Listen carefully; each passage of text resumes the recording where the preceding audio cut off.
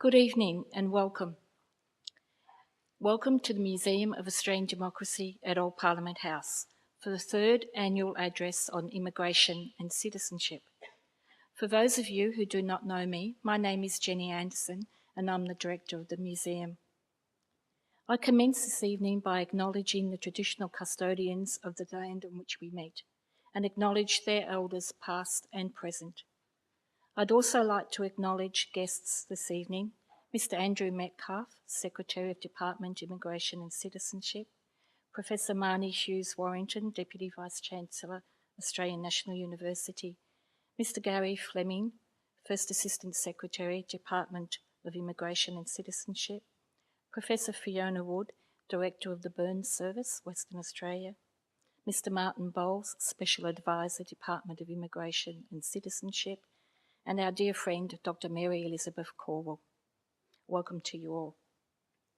As we continue to define our museum as a place where Australians can showcase their pride in achievements through active citizenship, we are especially pleased to support this year's annual address on immigration and citizenship and to hear from Professor Fiona Wood. There is no better place for this speech to take place than here in the House of Representatives chamber, where so many important decisions regarding immigration and citizenship have been made. A healthy democracy relies on engagement in active citizenship, and this is represented in our exhibitions here at the museum. Our Living Democracy exhibition presents a diverse range of objects, music, images, film and text, encouraging our visitors to reflect on how their own participation and the contribution of others is influential in building and improving a healthy democracy. In one of many interviews with inspirational Australians featured in our Living Democracy exhibition, founder and CEO of Oz Harvest, Ronnie Khan, reflects on the crucial role of active citizenship. Ronnie says, "Society is made up of the actions each of us take every day. In our democracy, that's what freedom is. The freedom to go out and do something that makes a difference for our communities." And so I invite you all to return and visit the museum to view our diverse range of exhibitions that tell our story of democracy, the past, the present and the future. Thank you to partners in this event, the Department of Immigration and Citizenship and the Australian National University. Again, I welcome you to the Museum of Australian Democracy and look forward to tonight's address. I'll now hand over to Gary, First Assistant Secretary at the Department of Immigration and Citizenship, for the introductory address. Thank you, Gary.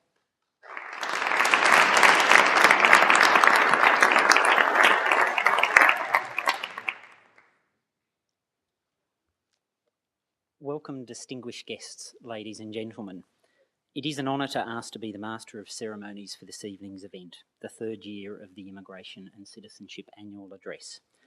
For me, it continues a long journey of privileges in working in a very broad range of roles over a period of more than 20 years in the department. I've never actually doubted the value of the work that the department plays in shaping this great nation of ours, but I must admit that it does not always feel that grand in the day-to-day world of grants, contracts, client applications, appeals, briefings, cabinet submissions, parliamentary committees and budget processes. It is rather hard to think of building national economic and cultural benefits one email at a time. Events such as this, though, are excellent reminders of the value of our well-managed migration and citizenship programs. I'm very much looking forward to hearing from Professor Fiona Wood about her experiences of and reflections on her migration story. I'd like also to briefly refer to another excellent reminder I experienced recently. Last month, Australia hosted a meeting of an international working group on resettlement, which brings together government and non-government representatives from 18 countries that have resettlement programs for refugees, as well as the United Nations Refugee Agency. Usually these meetings are held in Geneva, but as part of our year of chairing the group, we managed to convince other players that summer in Australia was a far better place to be than winter in Europe. Perhaps the only time that Melbourne's weather has ever helped it secure anything. But atypically, Melbourne did put on glorious weather for the event. For the 2 days before the meeting, we took the international delegates on site visits to refugee settlement support programs in Melbourne and rural Victoria. They saw everything from initial settlement accommodation for newly arrived refugees to organisations and volunteers, including former refugees now volunteering, helping to orient the new arrivals, right through to walking around communities with vibrant multicultural populations. The international delegates were stunned at how welcoming and supportive of refugees Australia is and how well refugees resettle or integrate, to use European parlance. I'm not normally nationalistic, but it's hard not to feel a massive surge of pride when for several days the dominant topic of conversation in an international group was praise for Australia's approach to embracing and valuing diversity. Indeed, eventually some delegates reached the point of accusing us of putting on a show. You're hiding things from us. It can't possibly be that good. Well, of course we had put our best foot forward, and of course there are problems. We're not perfect, but we're pretty good at supporting, indeed embracing diversity and the value it brings to Australia. And we keep getting better. And I'd like to illustrate that getting better by reference to a prominent figure in Australian political leadership. Just 20 years ago, you would have been derided as delusional if you'd have suggested that Australia's finance minister would be a female, Asian Australian, who openly co-parents with her lesbian partner and advocates for gay marriage. But those same 20 years ago, you would not have been considered delusional for suggesting that Andrew Metcalfe AO would one day be Secretary of the Department of Immigration and Citizenship. We all knew he wanted the job, and we knew he had the smarts and skills to do it one day. He has been doing it for many days now, almost 7 years in fact, I can't do the maths quickly, with little respite. After this week, as most of us know, he heads off for a well-earned 6-month break. He may or may not come back to his existing role and this event next year, so I beg a small indulgence for the moment, while assuring Andrew that if you don't return, we promise to see you off fully and properly, complete with a $12 a head banquet at the Diamond Chinese restaurant. But for the time being, Andrew, I encourage you to spend the first 5 minutes of your leave reflecting on what you have brought to the department and its crucial role in nation building.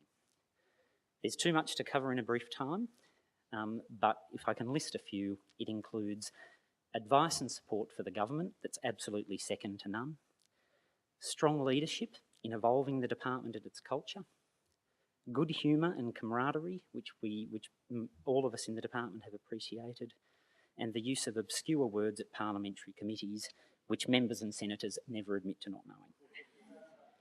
And not to mention, you're leading by example in maintaining an open organisation that stays connected with the outside world by both listening, engaging and promoting our work.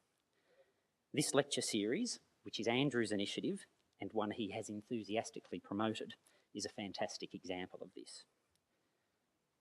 After those first 5 minutes of reflection, I hope you can just forget about it all and go on to study the French wine and Italian gelato industries. But before you do that, may I invite you to introduce the keynote speaker, but without using any obscure words, however tempting the location might make it.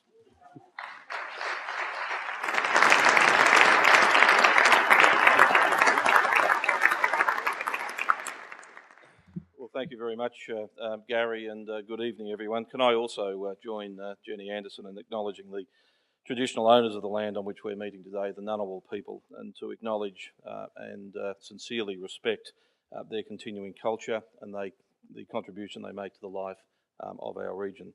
I'd also like to acknowledge and welcome any other Aboriginal or Torres Strait Islander people who might be here this evening. Distinguished guests, one and all, ladies and gentlemen, it has often and very rightly been said that Australia has been greatly enriched by the migration of people from all over the world. Our policies on immigration and our closely related policies on Australian citizenship have been some of the foundations of our modern, vibrant, diverse and highly successful nation. This annual lecture, which as Gary said is now in its third year, is a joint undertaking by the Department of Immigration and Citizenship and the Australian National University, and supported by the Museum of Australian Democracy here at Old Parliament House in Canberra. And in that regard, can I thank and warmly welcome the Deputy Vice-Chancellor of the ANU, Professor Marnie Hughes-Warrington, and the Director of the Museum of Australian Democracy, Ms Jenny Anderson. Thank you for your continuing association with us. We look forward to a long collaboration with you on this lecture, which aims to highlight and showcase in a non-partisan way the contribution that immigration and citizenship makes to modern Australia. Indeed, it is now fitting that it is now becoming a tradition that this lecture takes place here in the House of Representatives chamber in Old Parliament House. It was here in the days after World War II that our political leaders discussed and debated Australia's modern immigration and citizenship policies and considered and passed the laws that have underpinned and supported them ever since. As I've noted on other occasions, these issues have often had political differences, but often there's been shared opinion as well, all of which is to be expected in the robust, vibrant democracy that Australia is. And in this regard, can I also join in welcoming back to this lecture series Dr. Mary Elizabeth Caldwell, the daughter of our first Immigration Minister, the Right Honourable Arthur Caldwell.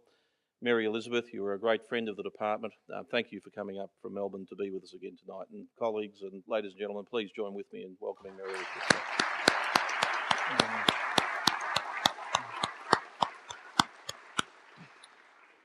Ladies and gentlemen, one of the compelling aspects about what we do is that it's all about people.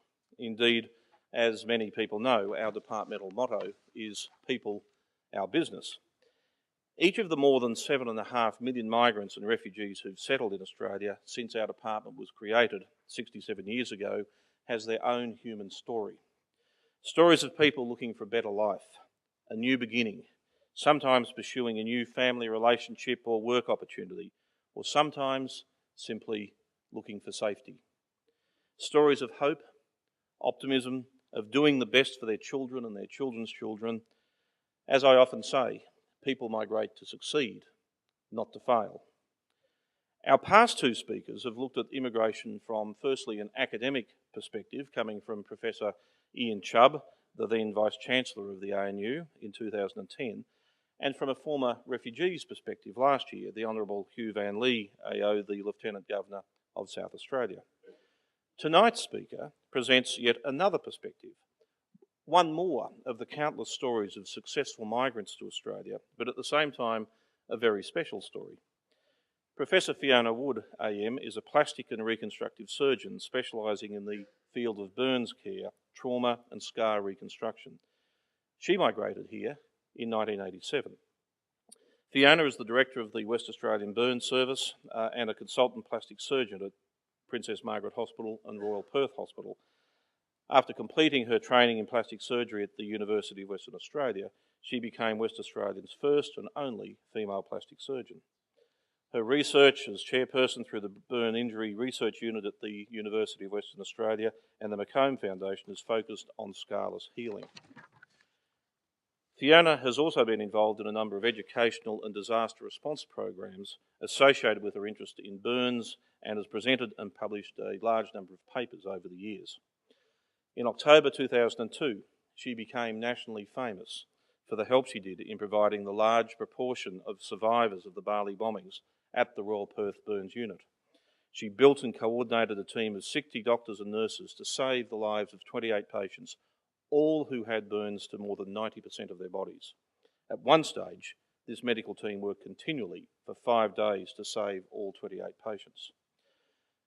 In 2003, Fiona was the recipient of the Australian Medical Association's Contribution to Medicine Award, and she was made a member of the Order of Australia for the help she gave to relieve the suffering of the Bali bombing victims. She was named West Australian of the Year in 2004 and was nominated as a National Living Treasure and Australian Citizen of the Year in 2004 as well. She was again named West Australian of the Year in 2005 and very rightly received the great honour of becoming our Australian of the Year in 2005. And she's also been voted Australia's most trusted person 5 consecutive years in a row from 2005 to 2010. Not sure about 2011, Fiona. We'll have to ask you about that. Fiona's had to balance a commitment to medical science with the needs of a family. She's married to an Australian-born surgeon and is the mother of 6 children. Fiona said that the greatest challenge hasn't been her outstanding scientific research, but simply motherhood. I'm also reliably informed, Fiona, that you are an avid cyclist, as I wish to be one day also. Her first taste of cycling came when her elder son suggested that she join a half Ironman event and compete in the cycling league. But now, as a result, Fiona is a novice rider for several years, well, hopefully more than a novice rider for several years, and tries to ride as many mornings as she can to work, either with her children or as part of a group. A favourite quote of Fiona Wood's is, "Be yourself, everyone else is taken," which reflects Fiona's total optimism in people and her passionate belief in the integrity of each and every Australian. And on that note, ladies and gentlemen, it is my great honour to welcome Professor Fiona Wood AM here to Old Parliament House in Canberra and to invite you, Fiona, to deliver the 2012 Annual Address on Immigration and Citizenship. So.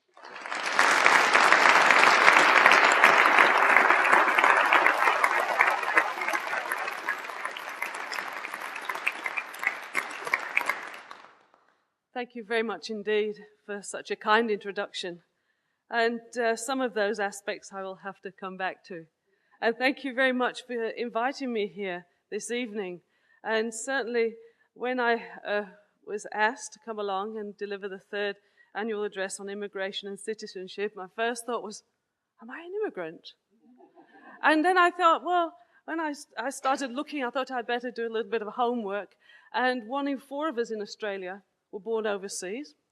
It's on the website.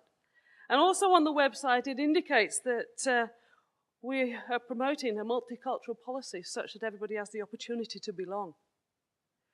My story is one of belonging, where I feel I can be a proud Yorkshire lass and an Australian, and the two are not incompatible at all. I feel in a position of extraordinary privilege. And as one of the famous Australian has said in the past, I think Facey was Australian, wasn't he? True, but he was a real one. Yeah, I've had a fortunate life. And so I'd like to share some of that with you tonight. Australia Day in 2012 was an opportunity for me to travel in Western Australia with my youngest daughter, coerced into the car to go from Perth to Margaret River, Augusta, back to Margaret River and back, to give 3 speeches at citizenship ceremonies. So it's not far, Eve, you'd be right. Why are you going in the morning? We'd had lots of other family commitments. I said, oh, it's all right, we'll just get up early. We'll be sweet, no problem at all.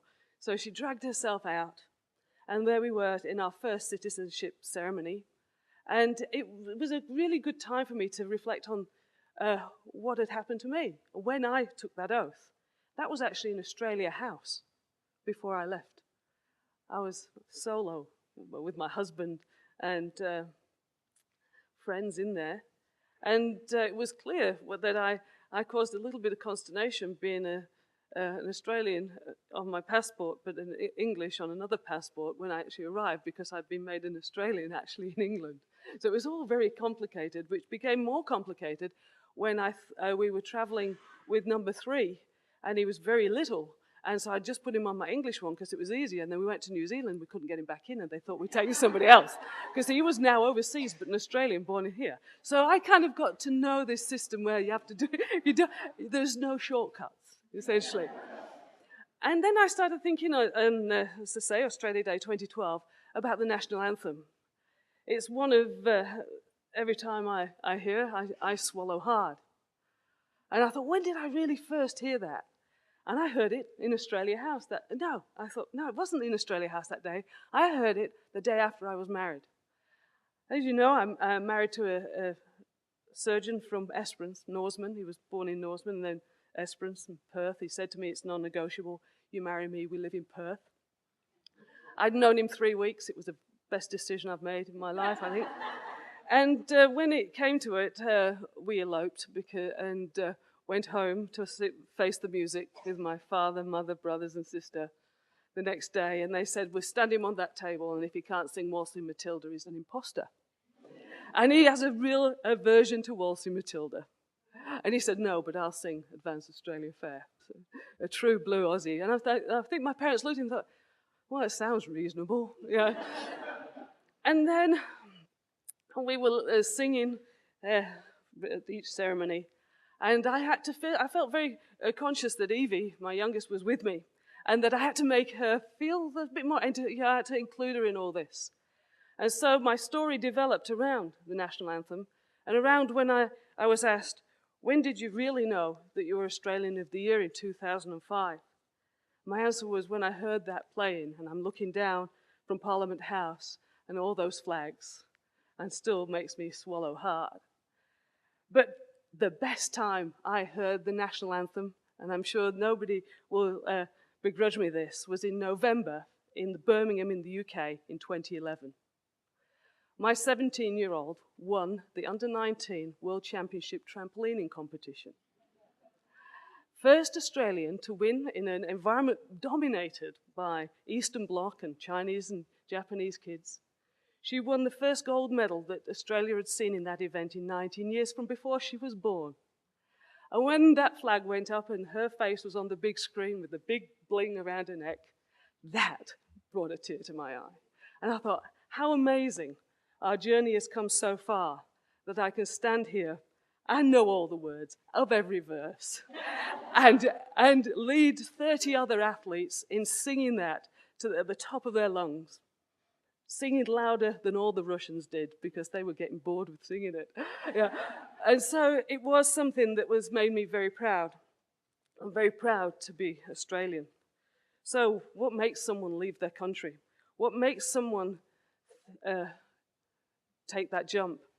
I've told you why it was for me, I guess. But what makes you do that? Is it your personality? Is it you're able to seek adventure? You actually want to engage. You want to see what the world has to offer. Or is it just luck of the draw? I guess it's a bit of everything. And I guess it's also, I felt very lucky. I felt that I'd kind of won lotto because I came to Perth. And I didn't have any comprehension of the complex nature of our society and the dynamics within it. It never crossed my mind as I woke up that first morning and woke my husband up and said, wake up, wake up, wake up. What's the matter? I said, it's a sunny day, we can't miss it. And he said, well, you know, there'll be 360 more of them. And I thought, wow, where have I come? And then as I grew and went to work in my first hospital in Western Australia was Sir Charles Gardner Hospital. All those years ago, 24 years ago, and I walked down the corridor, which is as wide from the chairs here to there, carpeted. And I looked, I said, is this a public hospital? I'd come from the NHS. You know, fondly we all called it the forced labour camp. And I was amazed. I'd come from an environment where I hadn't understood, but I was involved in health rationing. And this is a story I want to tell you now, because I'll come back to. I was there with my friend as a registrar a physician, and I was the surgical registrar, and I was looking at a lady who was 80.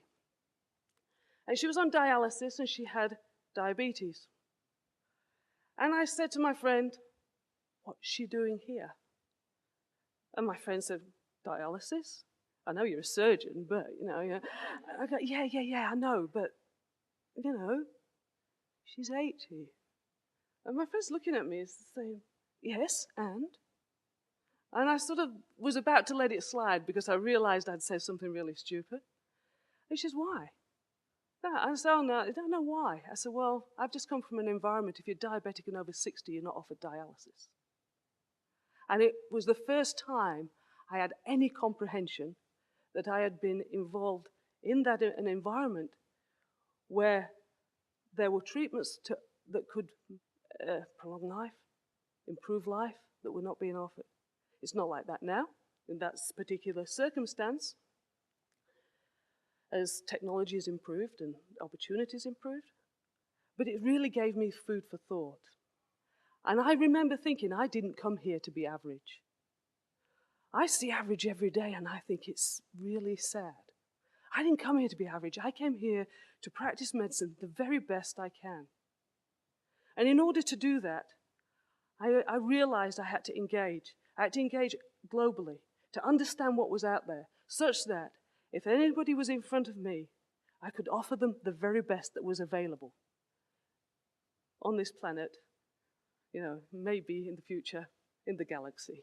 Because I believe in aspirational dreams. I believe in dreaming.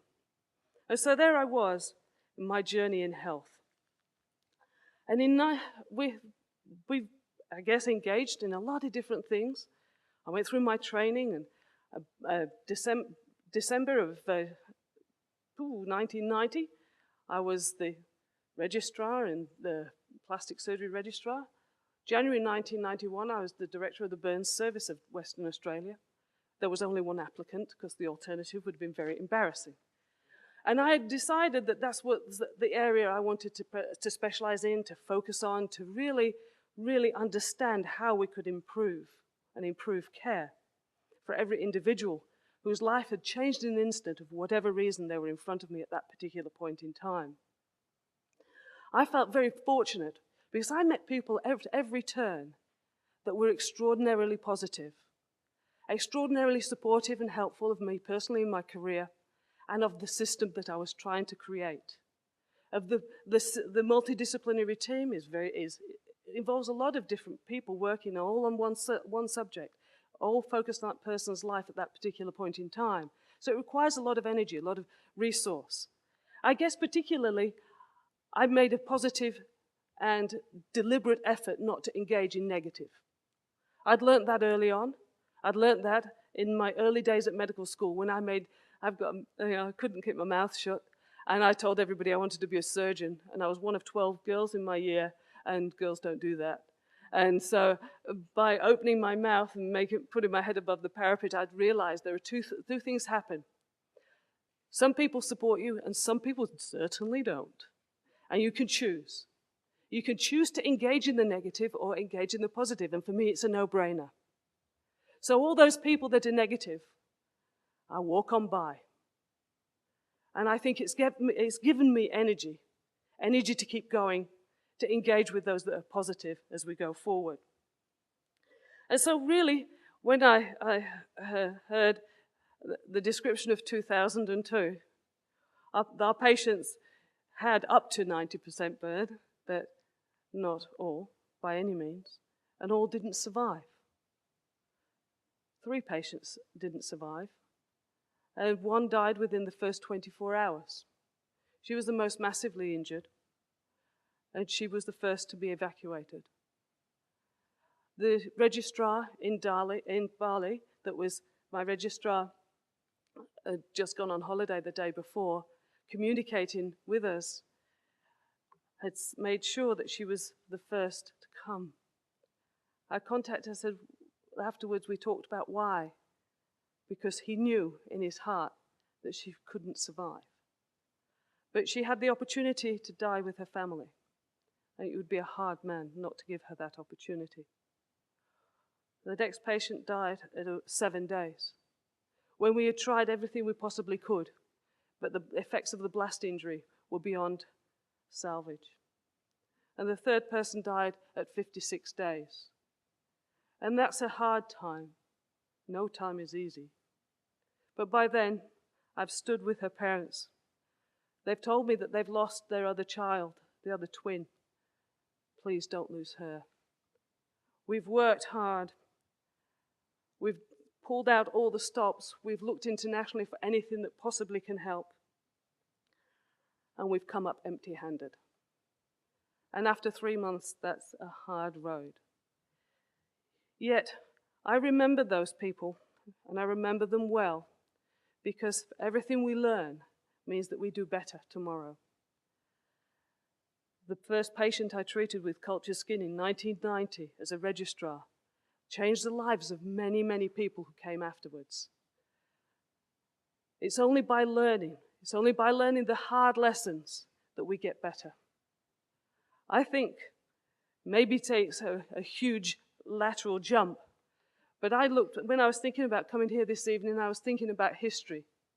And I was thinking about the conflicts that we learned about in history at school, that we see on TV, that we see on SBS, on the History Channel. Why have we not been able to learn from that? Why have we not been able to learn from conflicts around religion, around diversity, such that we actually learn how to live together in a multicultural environment, embracing diversity for what it is, an opportunity to be better, an opportunity to learn. And so for me, in 2005, actually the end of 2004, a certain young man asked me a question about being Australian of the Year. It's a year that still amazes me. I still can't believe it happened to me. I still don't kind of really understand it because it came from left field. I've been very goal-driven, as probably is obvious. I go to school, you get exams, you get those exams, that gets you to the next stage, and so on and so on. Boom, Australian of the Year, left field. There's nothing you can do or understand in that framework, that it's not a linear framework. And so I was asked, what was it that I would like to share with Australia that year? And that's pertinent to my initial comment, my initial story about health rationing. I believe I work in one of the best health systems, if not the best in the world. In parts of it, there's pockets of excellence that really blow your socks off. There are people doing amazing things. Could we be better? Absolutely. How are we going to be better? Well, I've lived, as they say, a charmed existence, a very privileged journey, I believe. I've been supported in building a burns service, one that we strive to be excellent on a daily basis. We've seen how science can make a difference to an individual, how we can take a little piece of skin that isn't injured, how the scientists can work their magic, and I'm just the practical one who puts it back on, and we can change the way people scar. I've seen that basic science, the power of basic science to individuals at the bedside. That is so special. But as I stand back from that, I think, well, is that the way of the future?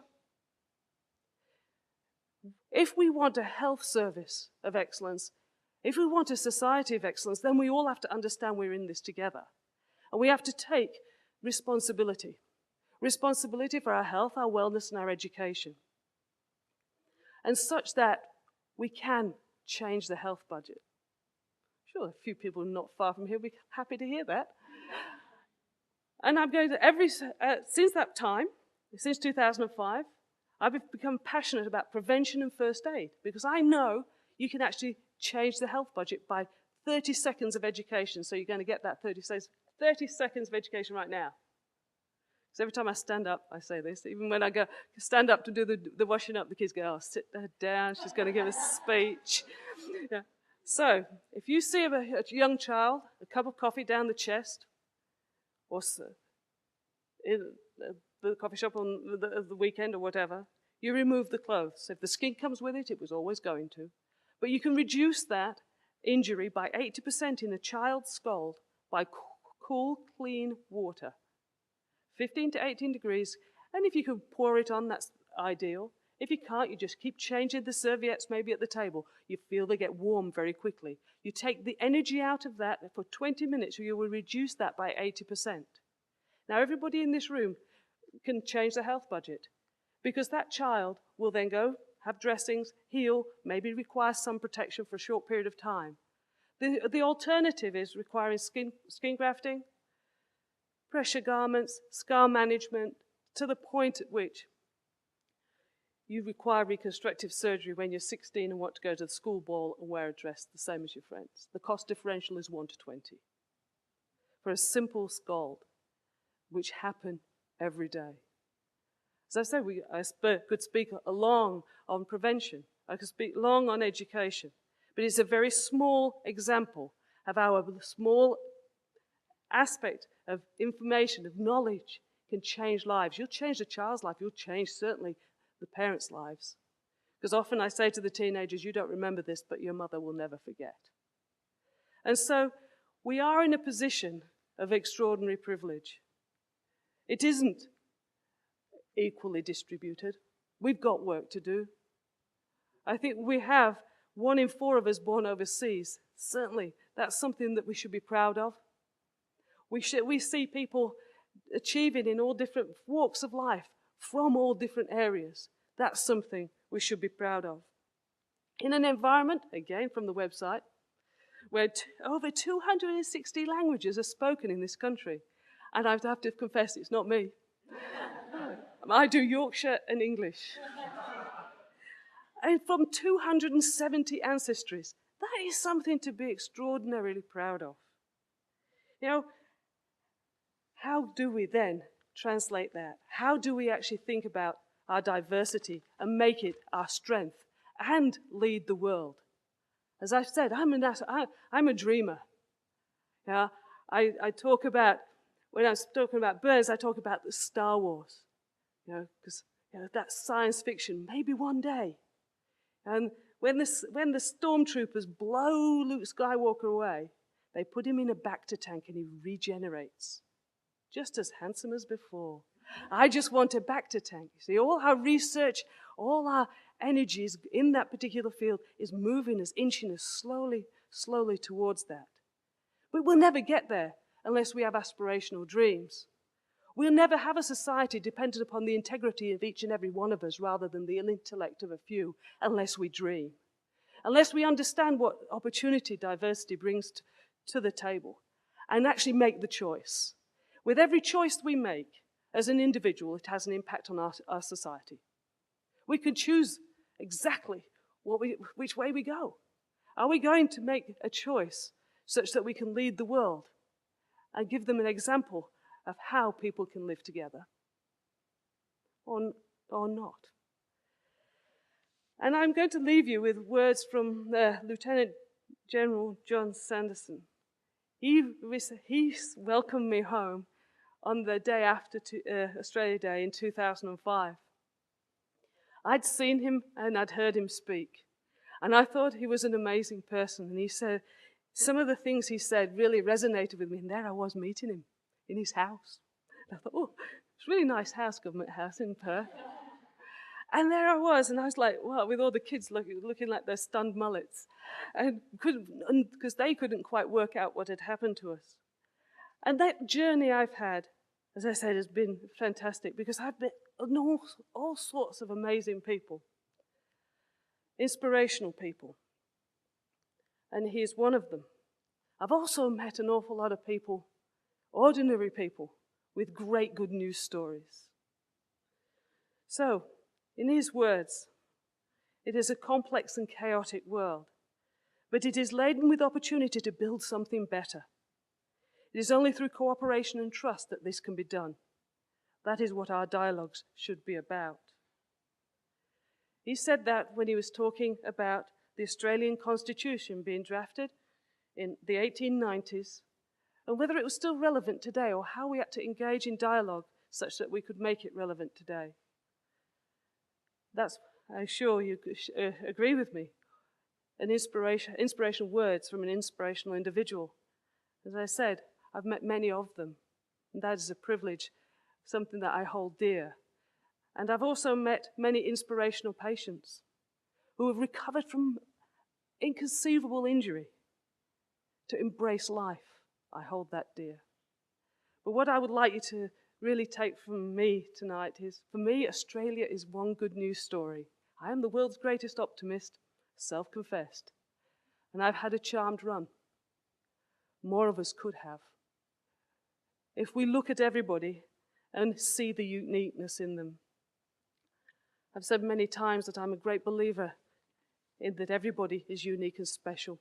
Everybody has a gift to give. Unfortunately, all too often they get to the end of their life without realizing it. As a surgeon, I've spent a lot of time working on how to operate. If I don't do that, it's a waste. It's a waste of everybody's energy in me. I mean, the training and the support in me. And so I'm driven always to do better, to justify the support, because with recognition, comes responsibility. But I've also like to tell you that I've seen a lot of people with good news stories that we need to share. And we need to look for what's unique and special in each and every one of us. And in particular, we need to offer the hand of friendship and support to make sure that those around us realize their potential. Because as I grow older and I see those that I teach, I think, gosh, I'd like to live in the Matrix. Obviously, I'm a science fiction movie person, because then I could just do the plug-in business. Doof. Here you go, take it. Throw out what's rubbish, take the good bits, and build. Make sure that we learn from today to make sure tomorrow is better for all of us. Thank you very much indeed.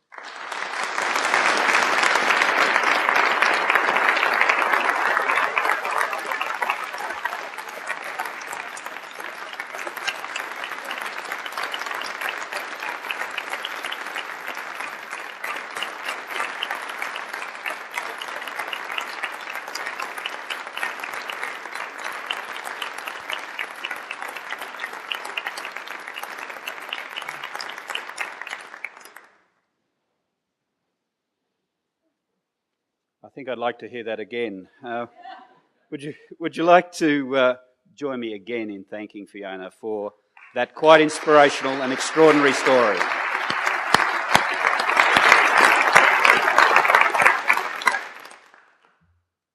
And I truly do want to hear that again, so I think I'll get the DVD at the end of the night.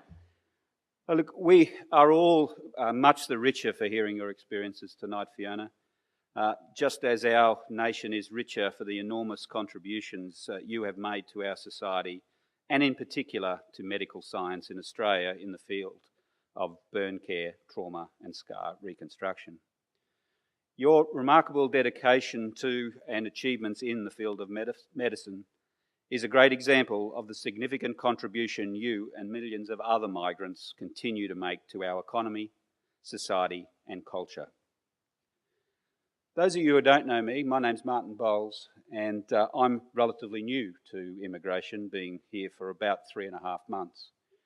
I will be the person who follows Andrew as acting secretary for the next little while, and hopefully long while. It is stories like this that really bring home to me the importance of the department's work and the decisions that our staff make on a daily basis. Immigration and citizenship is a complex portfolio, and the decisions we make often have a very direct and personal impact on people's lives. I feel very proud to be given this opportunity to lead a department that has helped so many people and families to settle in our wonderful country. I also feel proud and privileged to be part of a department that has touched the lives of so many people all over the world. For those of you who I haven't met, I am looking forward to meeting you tonight and into the future and have a chance to form and develop valuable friendships that we will continue for many a year to come. Fiona, now I'd like you to join me again for a short while because we have a token of appreciation. I'd like to present you with this memento, which is your arrival card in Australia. So,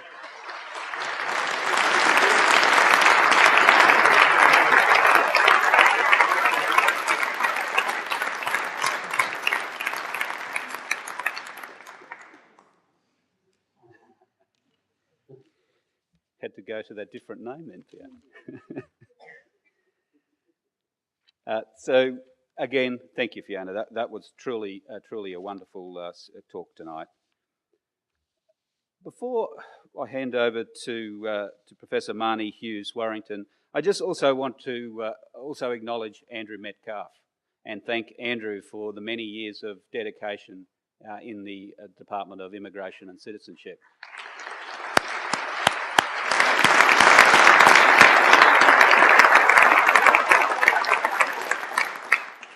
This address is Andrew's idea. I think it is an absolutely fantastic idea. It brings people together to listen to these great stories and allows us as a department to actually capitalise on that and then use that in trying to further develop this department and our impact on society more broadly. Andrew, it has been a pleasure working with you quite closely over the last couple of months. I wish you well over your hardship posting, I think the Minister calls it, in Europe over the next 6 months, and look forward to seeing you back in Australia later this year. No matter where you end up, You need to be here next year. You better be here next year, and we will make sure you are here next year. Thank you very much, Andrew.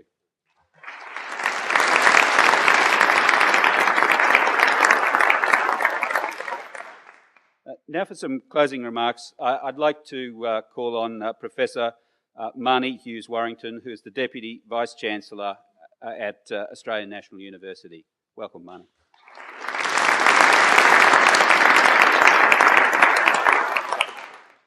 I'm honoured to close proceedings tonight and to thank everyone involved in organising tonight's event, but especially to our keynote speaker, Professor Fiona Wood. I want to thank you, Fiona, for sharing your story with us. You reminded us that we can all of us be the best that we can be. And the image that came to mind is just stretching higher and higher. That our best is our individual best, but that we only achieve our best when we take others with us. And even when the outcomes aren't positive for some families, I'm sure that people have not forgotten what you've done for them. So thank you for being your best and for making such a difference and inspiring other people to be their best along the way. I think we're richer for hearing your story, just as Australia is richer for so many stories of people stretching higher and helping others to achieve their best along the way. I'd also like to thank everyone for coming along this evening, but in particular I'd like to acknowledge Andrew Metcalfe, and I've learned tonight that Andrew's also a Scrabble fan, and that's why he uses complicated words. Enjoy your travels, Andrew. I hope that the weather treats you kindly while you're over there. Martin, best of luck as you start in the role. I'd also like to thank all the senior public servants here, but also past and present colleagues at the Australian National University. Welcome to you all this evening. Now, this annual immigration address was founded 2 years ago by Andrew, and the then Vice-Chancellor Ian Chubb spoke, and it grows from a deep and enduring relationship between two great national institutions, the Department and ANU. Both were founded in the post-war desire for nation building. ANU as the first serious attempt to encourage research in our universities and to inject a research culture into the nation's development. The Department of Immigration and Citizenship to populate and enrich the nation, which was desperately short of labour at the time. In the more than 65 years since then, has there been barely a significant development in immigration policy that's not seen ANU scholars and departmental staff working together. And I also note as an aside, our latest Nobel Prize winner is of course new to Australia too, in the longer term of things. In his first address 3 years ago, Professor Chubb spoke of the research areas within the university looking at migration. And today I'm proud to say that our catalogue of research has grown significantly. The topic of immigration is truly interdisciplinary. Legal experts are writing new administrative law textbooks focusing on refugees. Economists are researching the human capital transfer of skilled migrants. Each of the 7 ANU colleges contributes to the debate on topics ranging from the social effects of an ageing population, the economic history of migration, the history of settlement in Australia, and the health impacts on refugees. Earlier today, I launched an artwork that marked Australia's relationship with the Macassans and the Indigenous peoples of the North over thousands and thousands of years. The strategic relationship between the university and the Department of Immigration and Citizenship provides a platform for the development of informed policy analysis and, in turn, better public policy. I look forward to watching this relationship developing further. Best of luck, Martin. Once again, thank you all for contributing to a truly inspiring evening, a very moving evening, a wonderful evening, and we look forward to seeing you all next year for the 4th annual address on immigration and citizenship. Thank you all very much.